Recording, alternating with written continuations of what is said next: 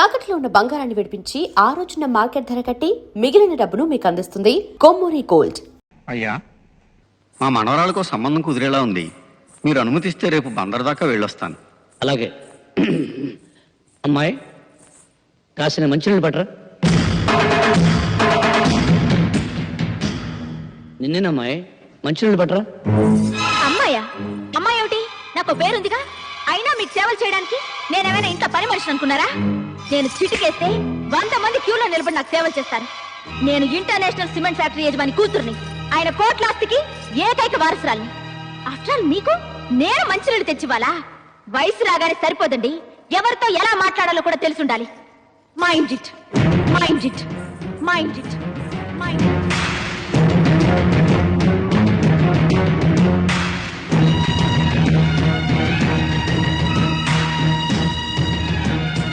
అయ్యా, ఏదో తెలిసి తెలియనితనం, పాపం చిన్నపిల్ల. ఇందులో తన తప్పేముంది ఆచార్య గారు? 10 మందితో సేవలు చేయించుకోవడానికి అలవాటు పడ్డ అమ్మాయికి పని చెప్పడం మన తప్పు. అన్నయ్య, మంచినీళ్ళు. ఎరా, నువ్వు ఇంకా పొలానికి వెళ్ళలేదా? బయలుదేరుతా అన్నయ్య.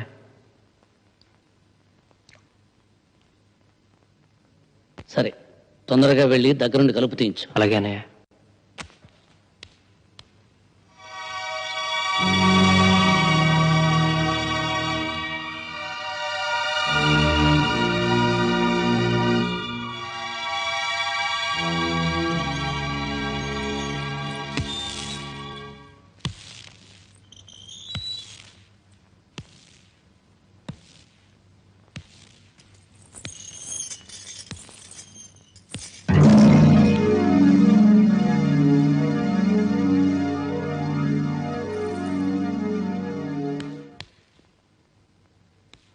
మీరు వెళ్ళండి అన్నయ్య, నేను బయట పారేస్తాను. ఆచార్య గారు, అయ్యా, రామయ్య కూతురు పెళ్లికి నగలు చేయించమన్నాను. ఆ పని ఎంతవరకు వచ్చింది? తయారైపోయాయండి, రేపు ఉదయాన్నే పంపిస్తా అన్నాడు. ఆడదానికి ఉండాల్సింది ధనం, దర్పం కాదు, వినయం, విధేయత. ఏమిటా డొంక తిరుగుడు మాటలు? చెప్పాల్సిందేదో సూటిగా చెప్పు. డొంక తిరుగుడు కాదు, సూటిగానే చెప్తున్నాను.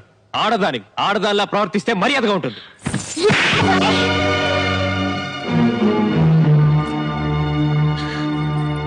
బాబు, నువ్వు లోపలికి వెళ్ళు.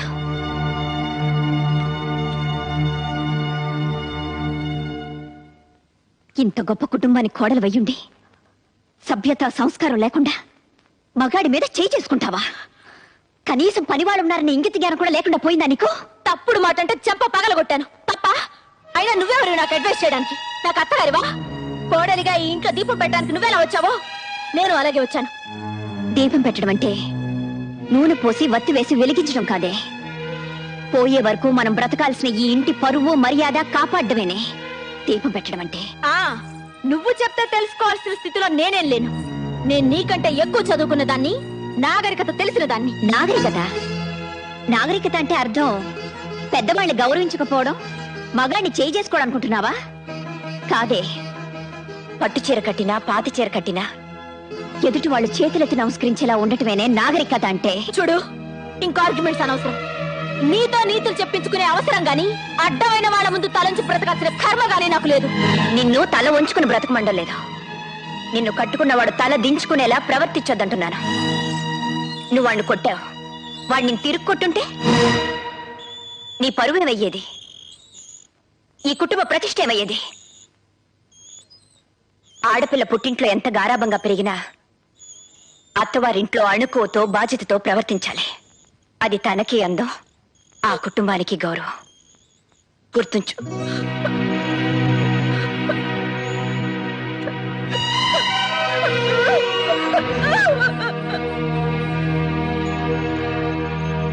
ఏమిటి అలా చూస్తున్నావు? మీ ఆవిడ ఏడుస్తూ వెళ్ళిందనా? వంట రాదని ఇంకా ఎన్నాళ్ళు తప్పించుకుంటావు? త్వరగా నేర్చుకొని కాస్త గట్టిగా గసిరాను. ఏ, మీ ఆవిడ నేనేం అనకూడదా? ఆ హక్కు నీకు తప్ప ఇంకెవరుకుందోదినా? నీలాంటి దేవతకే కోపం వచ్చిందంటే అది చేసిన తప్పు చిన్నదై ఉండదు. నన్ను క్షమించు. అవే మాటలు రాజా. అవునదినా, అది నాలో సగం కదా. దాని తప్పులో కూడా నాకు సగభాగం ఉంటుంది.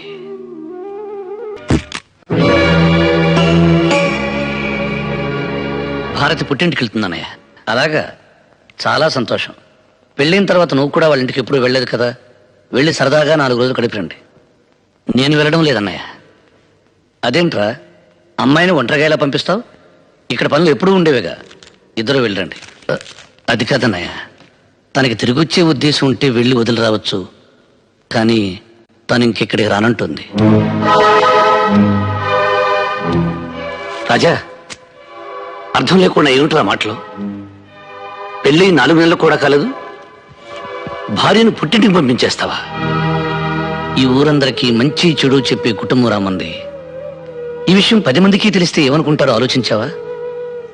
మీకు మాటా వస్తే 4 గోళ్ల మధ్య మీలో మీరు సర్దుకుపోవాలి గాని అది మా దాకా రాకూడదు.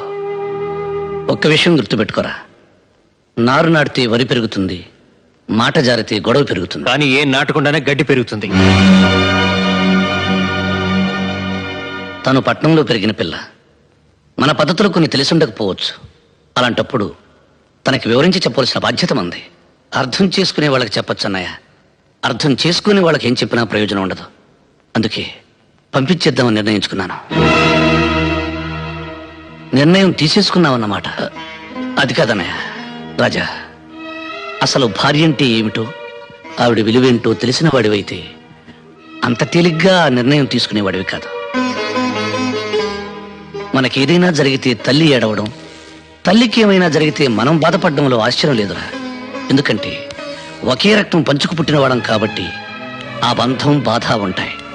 కానీ ఎక్కడో పుట్టి ఎక్కడో పెరిగి పెళ్లి అనే 2 అక్షరాలతో మన ఇంట్లోకి అడుగుపెట్టి సర్వం మనకు అర్పించి సర్వస్వం మనమే అనుకుని మనకేదైనా జరిగితే విలవిల్లాడిపోతుంది. అదేరా భార్య అంటే. కంప్యూటర్ కాలంలో కూడా కట్టిన తాళికి ఇంకా విలువ ఉందంటే ఆ గొప్పతనం కట్టినవాడిది కాదురా, కట్టించుకున్న ఆమెది. ఎందుకంటే ఆ పసుపు తాడుతో నువ్వు వేసిన 3 ముళ్ళకి తన జీవితాంతం కట్టుబడి ఉంటుంది కాబట్టి. భార్య అంటే నిప్పు లాంటిది. దాని విలువ తెలిసి మసలుకుంటే దీపమై జీవితాంతం వెలుగునిస్తుంది. అశ్రద్ధ చేసిన రోజున అగ్ని జ్వాలై నిన్ను నీ కుటుంబాన్ని కూడా దహిస్తుంది. అంత శక్తి కలదరా భార్య అంటే. నన్ను క్షమించన్నయ్యా. ఆచార్య గారు, అయ్యా, మొత్తం దస్తావేజులు పట్టండి. అలాగేనండి. అమ్మా భారతి, బయటెన్నో సమస్యలతో సతమతమై ఇంటికొచ్చిన భర్తకి భార్య సేద తీర్చాలి గాని సమస్య కాకూడదు. ఎండలో తిరిగొచ్చిన భర్తకు భార్య చల్లటి నీడవ్వాలి గాని వేడిసెగ కాకూడదు. అదేనమ్మా భార్య అంటే. ఆకలిలో అమ్మగా, అనురాగంలో చెల్లిగా, అభిమానంలో తమ్ముడిగా, ఆవేశంలో స్నేహితుడిగా వెనకుండి ముందుకు నడిపించేదనమ్మా భార్య. అయ్యా, ఇవిగోనండి పత్రాలు.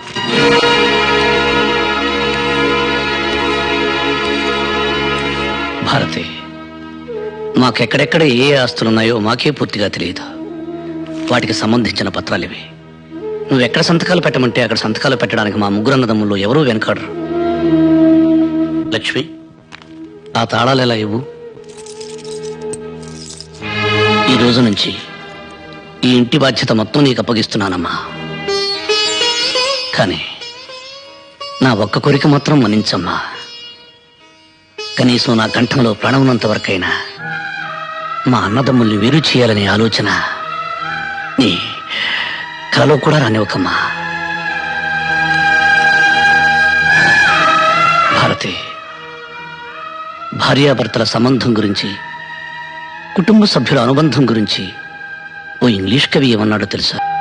The relationship between 2 persons of a family must be like a fish and water, but it should not be like a fish and a fissure man.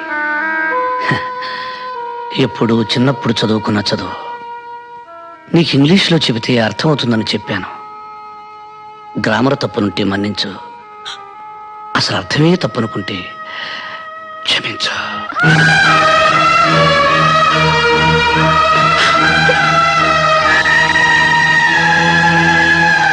చాలా సంతోషం అమ్మా. ఈరోజు మీ కారణంగా నా జీవితంలో ఎప్పటికీ చూడలేననుకున్నది ఒకటి చూశాను, వినలేననుకున్నది ఒకటి విన్నాను. అవేంటో చెప్పమంటారా అమ్మా? పెదరాయుడు గారి కళ్ళల్లో నీళ్లు, ఆయన నోటి వెంట క్షమించు అనే మాట చాలా సంతోషం అమ్మా, చాలా సంతోషం.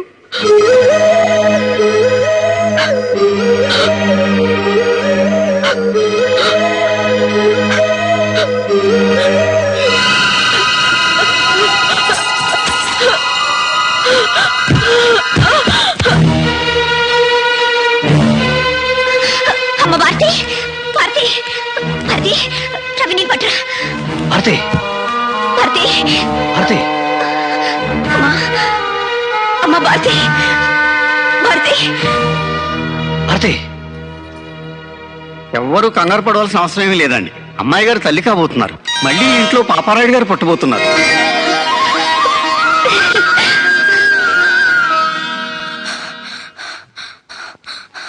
రాజాబాబు, రాజాబాబు, ఏంట్రా ఏమైంది? టీచర్ గారు కళ్ళు తిరిగి పడిపోయారు. ఎక్కడ? వాళ్ళ ఇంట్లో అండి. అలాగా?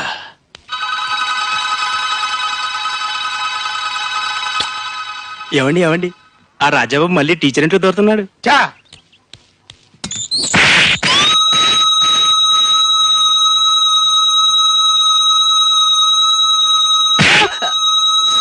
ఎవడ ఇంట్లో దొరికితే నీకెందుకురా? ఆల్రెడీ ఈ బైక్ అవుట్, ఇంకా రీసౌండ్ తగ్గలేదు. ఉన్న ఈ బైక్ కూడా పోగొట్టుకోమంటావా? నేనేం చూడలేదు, నాకేం తెలీదు, నాకేం తెలీదు బాబు, నేనేం చూడలేదండి, నాకేం తెలీదు బాబు, నాకేం తెలీదు, నాకేం తెలీదు.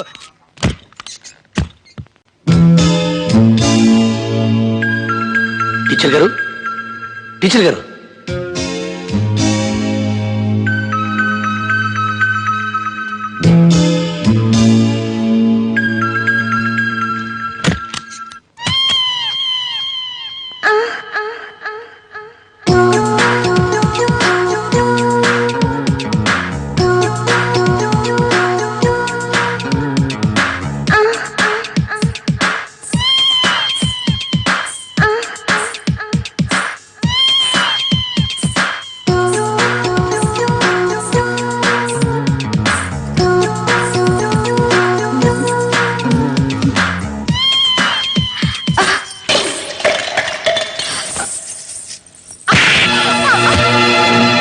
వేషాలు వేసామంటే చిరేస్తాను. నీ టక్కు టమారా గజకర్ణ గోకర్ణ విద్యలని నాతో పెట్టుకోకు. ఇప్పుడే అన్నయ్యతో చెప్పి నీ విషయం తెలిచేస్తాను. పెట్టే బేడ సర్దుకుని సిద్ధంగా ఉండు. ఏమండి,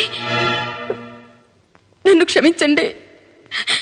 మగదిక్కులేని ఒంటరి ఆడదాన్ని. ఈ ఊళ్ళో అడుగు పెట్టిన రోజే మీ మీద మనసు పడ్డాను. మీలాంటి ఉత్తముడికి భార్యని అర్హత నాకెట్టూ లేదు. కనీసం మీ మనిషిగా మీ నీడలో బతకాలని ఆశపడ్డాను. ఆ తాపత్రయంతో అతిగా ప్రవర్తించి మిమ్మల్ని నొప్పించాను. అర్థం చేసుకోండి please.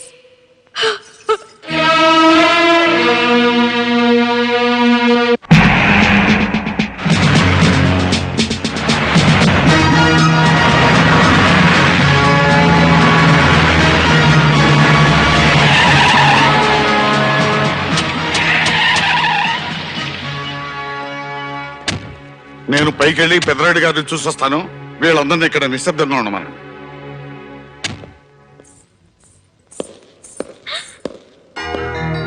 Hi daddy. Hi baby. Daddy బాగున్నారా? బాగున్నానమ్మా. ఇంట్లో అందరూ ఎలా ఉన్నారు?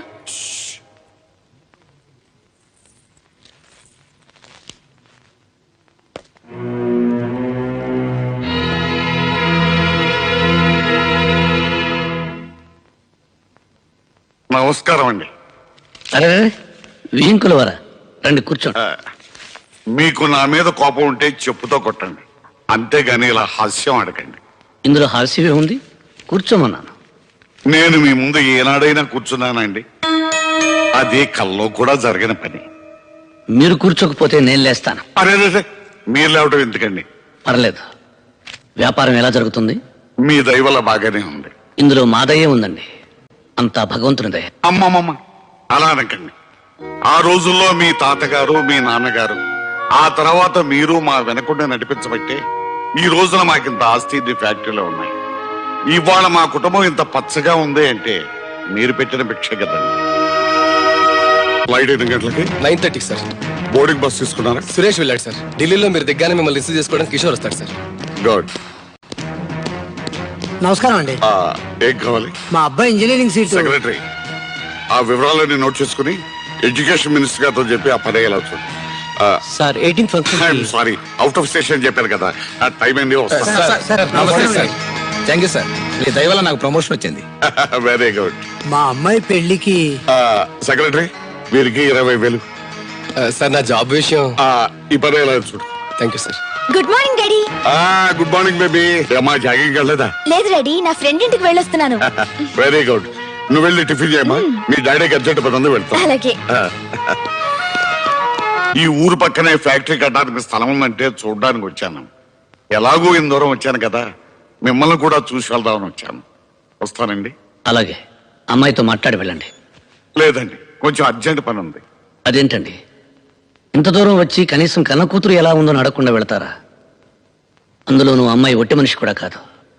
నా బిడ్డను ఇంటి కోడలుగా చేసిన తర్వాత ఎలా ఉంది అని అడగటం దేవుని ముందు పువ్వు పెట్టి ఆ భక్తుడు దాని యోగక్షేమాల గురించి అడిగినట్టు ఉంటుంది. నాకు సెలవు ఇప్పించండి. వెళ్ళిరండి. వస్తాను.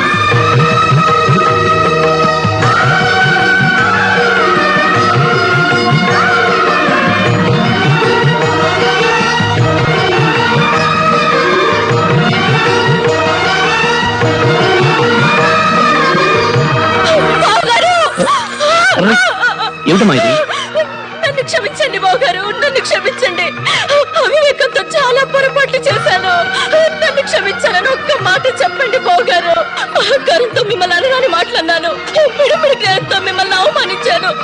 నేను చేసిన తప్పుకి ప్రాయశ్చిత్తం లేదు. నన్ను క్షమించండి బావగారు. లేదు బావగారు, మీరు నన్ను క్షమించాలని చెప్తే తప్ప నా పాపానికి పరిహారం లేదు. మిమ్మల్ని అందరినీ ఎంతగానో క్షోభ పెట్టాను. మరిది గారిని కొట్టాను. మీ అందరి ముందు నిలబడే అర్హత కూడా లేని నేను మీ అందరితో చాలా అహంకారంగా ప్రవర్తించాను. నన్ను క్షమించండి అక్కయ్య, నన్ను క్షమించండి. ఊరుకోమ్మా, నువ్వెవరురా? మా బిడ్డ కదా, ఊరుకోవాలి.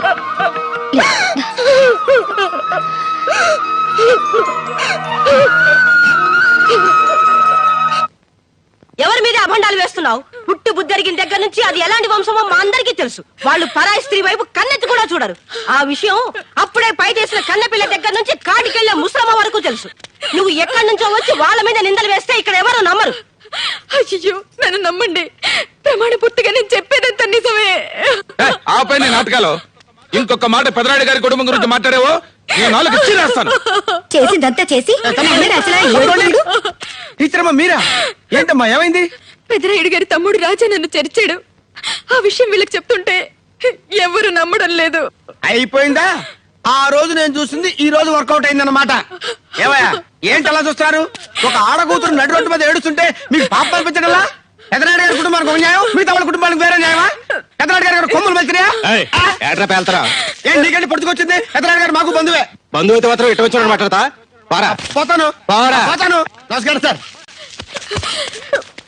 ఏయ్, ఇది ఇవాళ పెదరాయుడు గారి తమ్ముడి మీద నిందేసింది. రేపు పెదరాయుడు గారి మీద నింద ఏదైనా నమ్మకం ఏంటి? దీని ముక్కు చెవులు కోసేద్దాం. తీవ్ర కత్తి.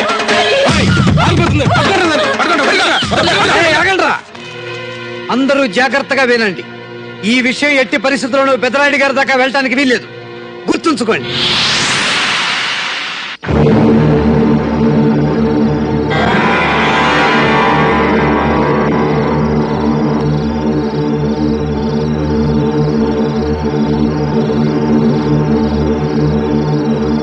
ఈ రోజు రాజాబాబు మీద నిందేయడానికి తెగించింది. రేపు ఎంతకైనా తెగిస్తుందని ఊరి నుంచి తరిమేయాలనుకున్నామయ్యా. ముక్కు మొహం తెలియని టీచర్ అమ్మ వల్ల నిప్పులాంటి మీ వంశానికి మచ్చ రాకూడదనే అలా చేసామండి అయ్యా. కానీ ఇంత పని చేస్తుందని అనుకోలేదు. నిజాన్ని నా దగ్గర దాచడానికి ప్రయత్నించి మీరు చాలా పెద్ద తప్పు చేశారు. ఒక నిండు ప్రాణం పోవడానికి కారణమయ్యారు. నా మీద గౌరవం ఉన్న వాళ్ళు చేయవలసిన పని కాదు ఇది. తప్పైపోయింది, మమ్మల్ని క్షమించండి అయ్యా. ఆచార్య గారు, అయ్యా, తెల్లవారగానే పంచాయతీ. పెదరాయుడు గారు ఇన్నాళ్ళు ఇచ్చిన తీర్పు ఒక ఎత్తు, ఇప్పుడు ఇచ్చే తీర్పు ఒక ఎత్తు. అవునవును, మరి సొంత తమ్ముడు గొడవ కదా. ఏమండి, మీ తీర్పు గురించి మాట్లాడేందుకు దాన్ని కాను.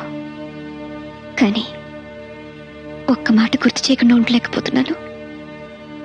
మీరు తీర్పునివ్వబోయేది మీ తమ్ముడి మీద కాదు, మనం పెంచుకున్న బిడ్డ మీద, మన పెంపకం మీద,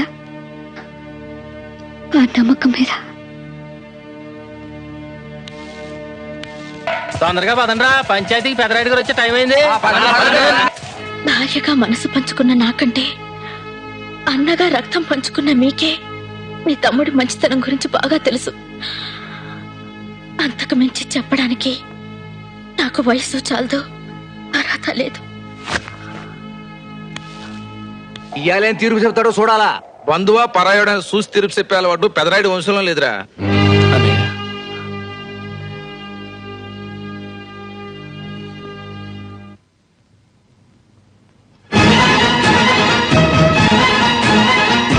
రక్తం పంచుకు పుట్టిన తమ్ముడైనా, జీవితం పంచుకున్న భార్య అయినా, తీర్పిచ్చేవాడి దృష్టిలో అందరూ ఒక్కటే, అందరూ ఒక్కటే.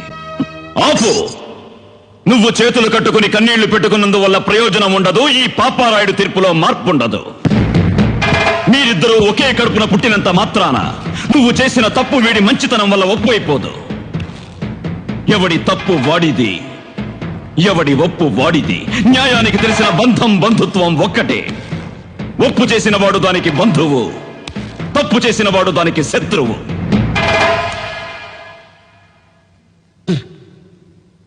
నా దృష్టిలో ఒక్కసారి తప్పు చేసిన వాడిని క్షమించడం, మరోసారి తప్పు చేయడానికి వాడికి అవకాశం ఇవ్వడం.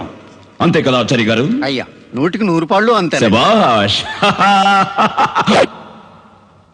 రేపు పంచాయతీలో కలుద్దాం. ఇక మీరు బయలుదేరచ్చు. రాయుడు గారు, తమరు మరొక్కసారి. నా గురించి మీ అందరికీ బాగా తెలుసు. ఈ రాయుడు చెప్పిందే చేస్తాడు, చేసేదే చెప్తాడు. అది కాదు రాయుడు గారు.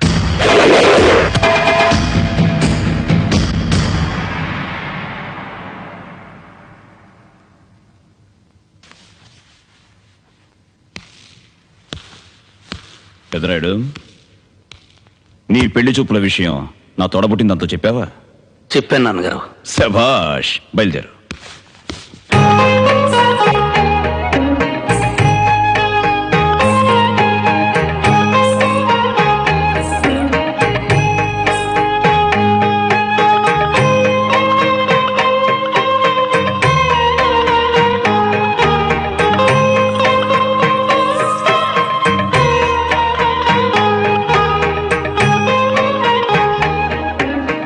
ఏం చెల్లెమ్మా, అమ్మాయి ఎలా ఉంది? మైకేమండి బంగారం? మిమ్మల్ని అడిగానా? నాకు కావలసింది నా తోడబుట్టిందో అని అభిప్రాయం. చెల్లెమ్మ, అమ్మాయి ఎలా ఉంది? మాట్లాడవేమ్మా. నేను కొన్ని టెస్టులు చేయాలి. అబ్బో, ఆ రోజుల్లో మేమేదో మిమ్మల్ని టెస్టులు చేసుకున్నట్టు. ఏమయ్యా, మా నాన్న నా చెల్లెల్ని నీకు ఇవ్వడానికి ఇష్టపడకపోతే నువ్వు వచ్చి నా కాళ్ళు చేతులు పట్టుకుని బతిమాలిన రోజులు మర్చిపోయావా? 10 మందిలో చెప్పమంటావా? అబ్బే, అదేంటి బావా, నేనేదో జోక్ చేస్తే. నోటీస్ చేయమ్మా. అలాగే. ఇదిగో అమ్మాయి.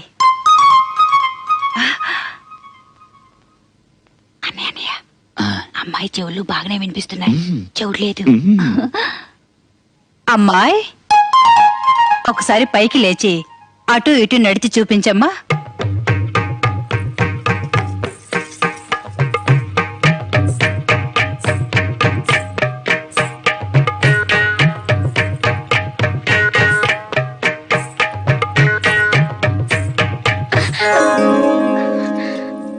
ఇక చాలే అమ్మా, కూర్చో.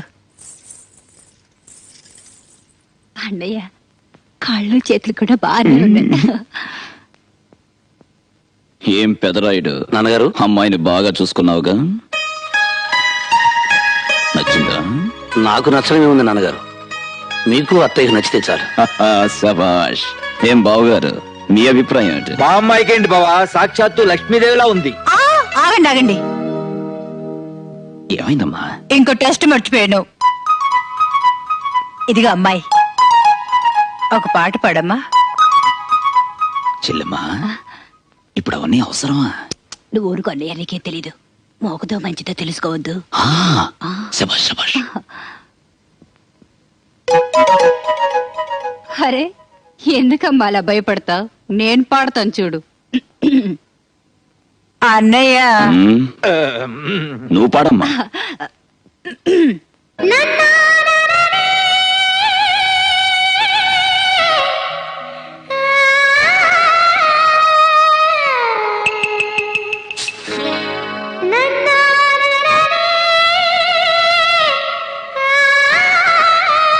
శభాష్. బాగుంది. కాస్త నవ్వుతూ పాడమ్మా. ఎందుకే ఆ పిల్ల ప్రాణాలు అలా చేస్తావు? అబ్బా, మీరు ఊరుకోండి. పళ్ళ వరుస ఎలా ఉందో తెలియద్దు. నువ్వు పాడమ్మా.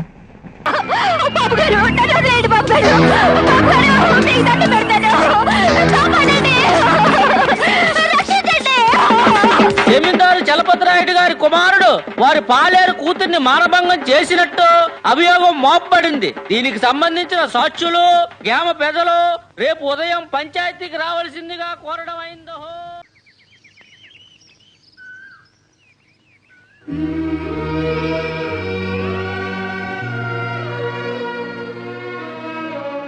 ఏమండి బాధపడుతున్నారా? బాధ కాదు భారతి. ఆడదాని వల్ల రాజ్యాలు సామ్రాజ్యాలు కూలిపోయాయని పుస్తకాల్లో చదివాను. కానీ నా మీద ఆశపడ్డ ఆడదాని కోరిక కాదన్నందుకు నా జీవితం ఎలా అవుతుందనుకోలేదు.